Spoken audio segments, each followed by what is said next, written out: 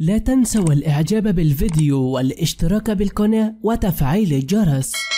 السلام عليكم ورحمة الله وبركاته. ما زال اسم الفنان المصري تامر حسني متصدر مواقع التواصل الاجتماعي، خاصة بعدما نشرت صفحة فنية ناشطة عن زواجه قبل طلاقه من مصممة الأزياء المغربية بسمة بوسيل، إذ نشرت صفحة على تويتر خبرا جاء فيه تامر حسني وأهم حدث قبل بدء شهر رمضان المبارك بيومين. علمت من مصدر موثوق عن زواج تم بين تامر حسني وسيدة من عائلة مخملية من أصول مصرية عريقة وقد درست الهندسة. وأضافت الصفحة قائلة: وتم عقد قرانهما قبل شهر رمضان المبارك بيومين وقبل فترة وجيزة من طلاقه من بسمة بوسيل وقطع علاقته بيارا السكري. هذا الخبر جاء بعدما نشرت الصفحة عينها منذ فترة خبر تفيد بوجود علاقة بين رجل الأعمال المصري أحمد أبو هشيمة ومصممة الأزياء وزوجة الفنان المصري السابقة تامر حسني. والسلام عليكم ورحمة الله تعالى وبركاته.